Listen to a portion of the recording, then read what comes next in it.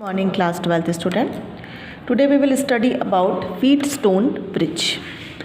It is an arrangement of four resistances used to determine one of these resistance quickly and accurately in terms of the remaining three resistance.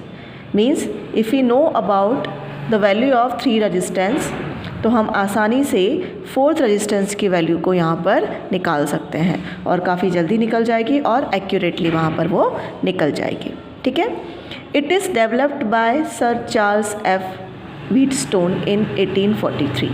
1843 में Charles F Wheatstone ने इन्हें develop किया था और इन्हीं के नाम पर इसे व्हीटस्टोन ब्रिज कहा जाता है। In balance condition of bridge, अगर ये ब्रिज बैलेंस होता है तो बैलेंस की कंडीशन में P अपॉन Q इक्वल हो जाता है बेटा R अपॉन S के। और इस कंडीशन में ये जो गैल्वेनोमीटर है इससे जो करंट फ्लो होती है वो हो जाती है ज़ीरो। ठीक है, मतलब potential of B potential of D दोनों इक्वल हो जाते हैं और जो इसके बीच में जो करंट जाती है IBD जिसको हम IG बोलते हैं वो हो जाती है ज़ीरो। तो जब बैलेंस कंडीशन होगी तब ये कंडीशन वहाँ पर निकल कर आएगी। ठीक है, इसको बनाया क्यों गया था ताकि हमें अगर तीन रेजिस्टेंस पता हो तो चौथे रेजिस्टेंस की वैल्यू हम आसानी से निकाल सकें। ठीक है बेटा, अब हम इसके अंदर रहते हैं फ्रॉम KVL।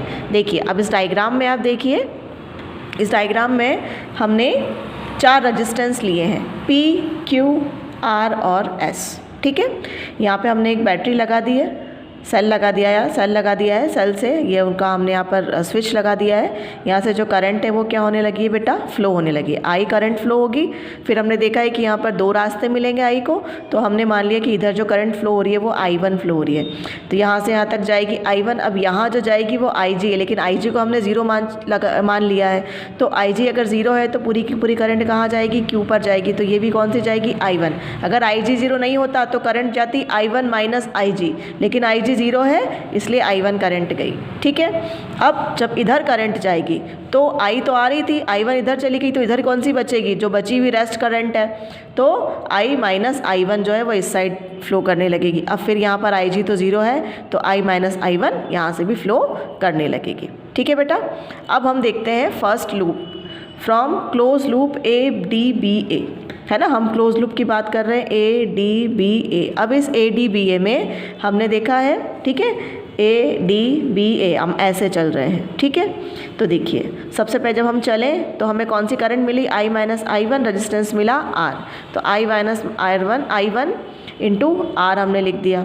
फिर हम चले इस डायरेक्शन में, इस डायरेक्शन में चले, फिर हम चले इस डायरेक्शन में। अब हम जा रहे हैं इस डायरेक्शन में और करंट आ रही है इस डायरेक्शन में, तो ये कौन के साइन के साथ में आएगी, माइनस के साइन के साथ में, तो ये हो जाएगी माइनस I1P, तो ये हमने लिख दिया minus I1P equals to zero. अब इन दोनों का अंदर मल्टीप्लाई कर देंगे तो ये हो जाएगा I इंटू R, ये हो जाएगा I1 इंटू R और ये हो जाएगा I1P। तो इन दोनों में से हमने I1 को क्या कर लिया है, कॉमन निकाल लिया है, तो अंदर हमारे पास में बचेगा R plus P equals to zero. तो IR की वैल्यू इक्वल हो जाएगी बेटा I1 R प्लस P के, तो यहाँ से हम I अपॉन I1 निकाल सकते हैं R प्लस P अपॉन में R, इसको दे दिया हमने इक्वेशन नंबर 1। अब हमने नेक्स्ट लिया फॉर क्लोज लूप DCBD। अब इस तरीके से हम चलेंगे। ठीक है, जब हम इस तरीके से चलेंगे, इधर से चलेंगे इस डायरेक्शन से, तो I माइनस I1 क्या हो जाएगा बेटा, पॉजिटिव। अब देखिए हम जा रहे हैं इस डायरेक्शन में, करंट आ रही है इस डायरेक्शन में, तो I1Q क्या हो जाएगी, माइनस में, तो ये हो गया ज़ीरो।